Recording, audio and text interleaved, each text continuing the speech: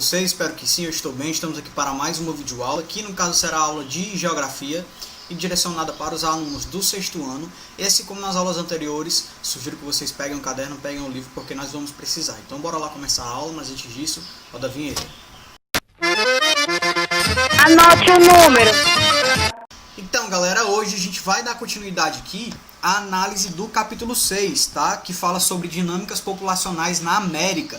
Na aula anterior, a gente procurou, de fato, fazer essa discussão sobre a demografia americana de forma mais objetiva, de forma mais específica. E, além disso, a gente começou a entrar num assunto aí sobre os fluxos migratórios na América, tá? E como as desigualdades regionais possibilitavam esses fluxos migratórios. A partir de um determinado momento, a gente tratou de forma mais específica os fluxos migratórios, os fluxos migratórios na América Latina, certo? Então hoje a gente vai trabalhar nessa mesma perspectiva e a gente vai entender aí as tensões, né, e refugiados na América Latina. Além disso, a gente vai procurar entender a divisão internacional do trabalho no contexto da América e as migrações na América, né, também além da diversidade étnica que essas migrações também proporciona, tá certo? Então bora lá. Galera, aula passada a gente começou a fazer uma discussão aí sobre os fluxos migratórios que acontecem no contexto da América, tá? Porém, na aula passada a gente deu uma olhada de forma mais específica sobre os mexicanos que se direcionam, né, que migram ali, que se deslocam para os Estados Unidos, tá certo? Então, hoje a nossa perspectiva, né, o nosso entendimento vai ser acerca das migrações que acontecem de alguns países para o Brasil, tá? No contexto do Brasil, a gente teve aí, a partir de 2010, um deslocamento de haitianos, tá? E a partir de determinado momento também, a partir de 2016 principalmente, uma migração de venezuelanos, tá? Que se direcionaram, lógico, lá da Venezuela, se inseriram no contexto do Brasil e no contexto de outros países da América Latina também, certo? Da América do Sul principalmente, e também foram para regiões da Espanha, tá? Em relação aos haitianos, o que é que a gente pode falar? Em 2010, por que foi que esses haitianos se direcionaram para o Brasil? Houve, né, um forte terremoto que aconteceu na capital haitiana, em Porto Príncipe, tá? E deixou cerca de 200 mil mortos, galera. Em um momento em que a política e a economia do país, do Haiti, passava por uma grave crise. Tá? Então, forças de paz da ONU, né, com tropas brasileiras, foram enviadas para o Haiti e lá permaneceram até 2017, com o intuito, claro, de auxiliar na estabilização da política e da economia do país. Tá? Então, por causa da falta de perspectivas econômicas, da estabilidade política e do arruinamento, né, da infraestrutura do país pelo terremoto, cerca de 100 mil habitantes, né, no caso de haitianos, se dirigiram para o Brasil, principalmente pelos laços estabelecidos pela missão de paz da ONU. Então, a partir disso, dessas relações estreitadas aí, eles viram, né, o Brasil como uma possibilidade de reestruturar suas vidas. Inicialmente, os fluxos, né, migratórios de haitianos ingressaram no Brasil pelo Acre, tá? Então, muitos se estabeleceram nesse estado, muitos ficaram lá pelo Acre mesmo, enquanto alguns outros milhares de haitianos eram conduzidos principalmente para São Paulo e para outros estados do Sudeste e do Sul do país, certo? Porém, existem relatos aí de intolerância e de xenofobia, né, que são denunciados pelos imigrantes e pelas entidades também que procuram atendê-los naquele momento. Então, essas situações, claro, vão dificultar aí a inserção social desses imigrantes haitianos no contexto do Brasil.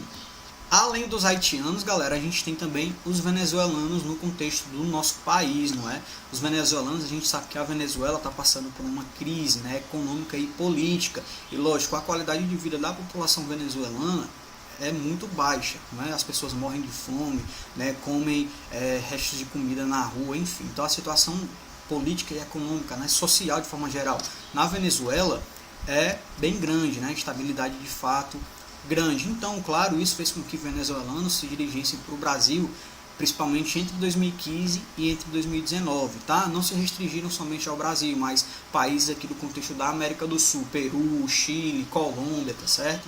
Então, em relação ao Brasil, no Brasil, um município, né, fronteiriço de Pacaraíma e a capital Boa Vista, que fica lá em Roraima, são hoje os principais locais de recebimento desses imigrantes, tá? Então, venezuelanos, haitianos e bolivianos são os três grupos de imigrantes mais numerosos no contexto do Brasil, apesar das condições adversas, né, de crises políticas e econômicas que enfrentam esses países. Até o momento, esses grupos não foram reconhecidos como refugiados ainda, tá certo?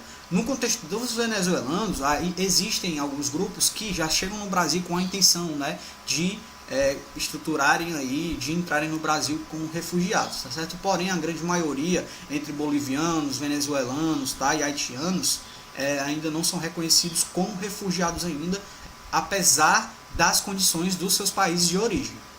Quando a gente fala em migração, a gente consegue relacionar diretamente, galera, as questões relacionadas ao trabalho, tá?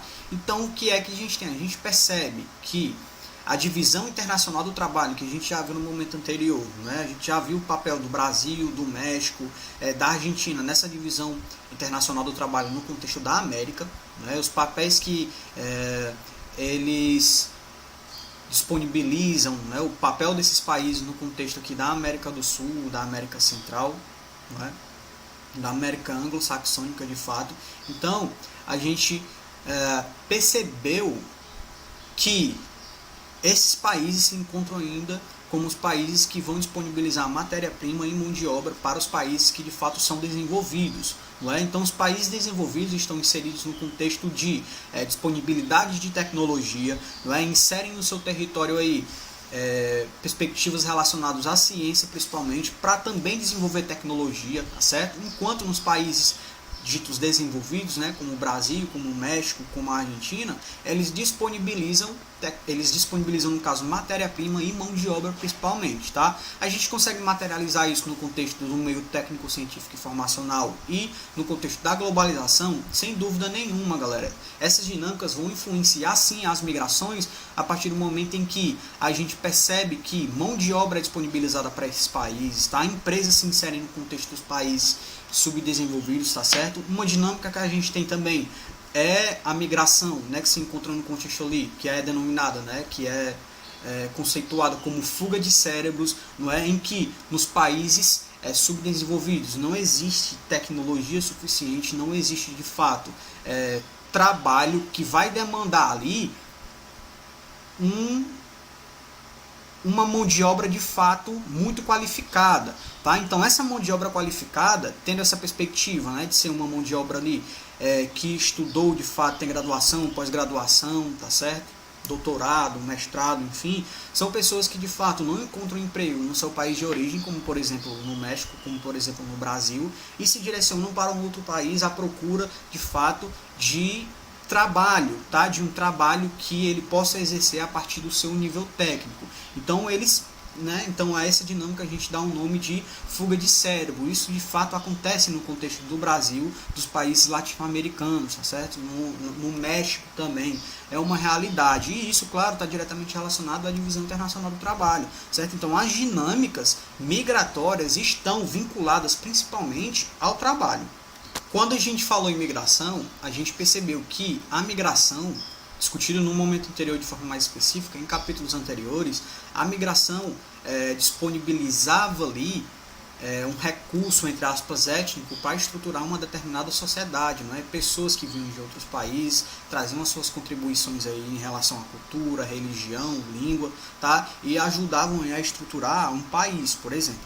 Então essa é uma dinâmica que a migração proporciona também, tá? Porém, quando a gente entra aí na discussão acerca de etnia, né, riqueza cultural, a gente precisa também ter em mente que a discriminação está inserida nesse processo, certo? Quando a gente fala aqui do Brasil, a gente percebe que esse processo de fato é existente, né, em relação aí a existência de diversos grupos étnicos e também, a partir disso, a discriminação, tá? que é gerada por essa diversidade étnica. No contexto do Brasil, a gente percebe que essa discriminação ela foi construída aí ao longo dos séculos. Tá? Quando a gente pensa lá, século XVI, século XVII, com a chegada aí de colonos europeus, né? A gente teve aí, no contexto da população nativa, que foi dizimada, né, uma retirada de fato cultural, uma desapropriação cultural, territorial, geográfica de fato, né, que fez com que parte dessa cultura, né, de fato, perdesse suas características ao longo do tempo, e as que restaram estão inseridas no contexto de preservação.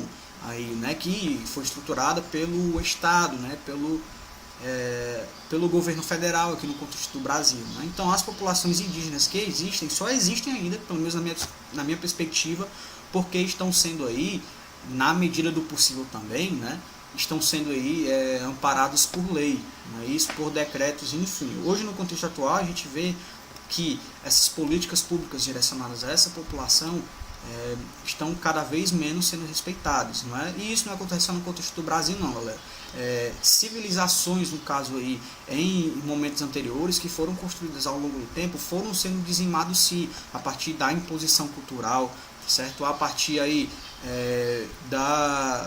das restrições étnicas, principalmente, certo? Então, a realidade no contexto atual, essa desigualdade é uma construção histórica, tá? Essa discriminação veio a partir de construções históricas. O que a gente percebe é que essas populações nativas, né, e esses descendentes de povos de grupos étnicos subjugados, eles ocupam os estratos sociais menos desfavorecidos, tá? Além da maior dificuldade de acesso aos bens, serviços e infraestrutura pública também, né? Suas tradições, língua, religião e modo de vida muitas vezes não são reconhecidos ou valorizados por uma parte da sociedade, então eles sofrem discriminação, sim.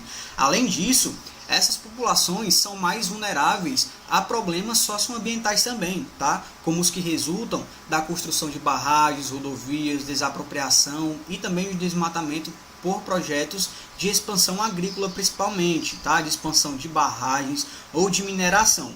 Então o que é que acontece? Suas terras, né, mesmo quando demarcadas e oficializadas pelo Estado, são mais frequentemente invadidas, tá? E seus recursos naturais extraídos sem permissão. Então, por fim, né, tais populações são comumente vítimas de atos de preconceito e de intolerância étnicos e social também. Além disso, muitos desses líderes aí, indígenas principalmente, são assassinados, né? Além desse contexto, né, de desigualdade aí e de preconceito em relação a essas populações nativas, né, como por exemplo indígenas e populações descendentes de africanos também, né, os afrodescendentes, há também um problema no contexto da América, né, que é a desigualdade socioeconômica entre os países que vão compor o continente americano. Tá? Um dado importante que o livro de vocês traz é um dado do Banco Mundial, tá? Do BM, que fala que quase 80% do PIB continental se encontra na América anglo-saxônica, tá? Ali, Estados Unidos e Canadá, tá certo? Então a gente vê que de fato a desigualdade é muito grande, enquanto ele vai falar que em relação aos países da América Latina, os únicos que se destacam ainda, né, até então, é o Brasil e o México de fato. Os outros países da América Latina se encontram ali no contexto de desenvolvimento, tá? Desenvolvimento do PIB e do seu IDH, porém o coeficiente de Gini, que a gente já viu no momento anterior, né, que vai falar sobre a desigualdade, né, que vai trazer ali a concentração de renda, vai falar sobre a concentração de renda e a desigualdade econômica entre esses países, vai demonstrar que esses países da América Latina ainda são muito desiguais, tá certo? Ainda necessitam ainda de uma maior distribuição de renda, e isso depende muito aí das ações que são estruturadas pelo Estado principalmente, tá? A partir disso, a gente chega à conclusão de um questionamento que eu fiz lá no início das nossas aulas, né, acerca da globalização, em que a globalização e também a divisão internacional do trabalho, principalmente a globalização, aparece na perspectiva, né, pelo menos para a maioria das pessoas, de que possibilitou o desenvolvimento tecnológico, possibilitou a aproximação dos territórios, né, possibilitou com que as pessoas tivessem mais acesso à informação e a mercadorias, ao trabalho, né? Porém, a gente sabe que sim, isso foi possibilitado, porém não acontece da mesma forma para todo mundo, em todos os territórios, para todas as sociedades, tá? O que a gente percebe é que os menos desfavorecidos historicamente, dentro da globalização, ainda continuam sendo os menos desfavorecidos, tá? E na mesma medida, os que sempre foram favorecidos historicamente, hoje já aparecem num contexto de favorecimento ainda, né? São as grandes potências no contexto mundial. Então a globalização de fato não aparece da mesma forma para todo mundo e nem se materializa da mesma forma em todos os territórios. Por hoje é isso, a gente encerra a nossa aula por aqui, eu espero que vocês tenham entendido. Vocês já sabem, né? Caso não tenham entendido, podem entrar em contato, a gente tem a nossa ferramenta online, o Google Meet, onde a gente pode ampliar essas discussões e tirar as dúvidas que porventura surgirem no decorrer do estudo, tá? Então é isso, até a próxima aula, continue estudando e um forte abraço. Valeu!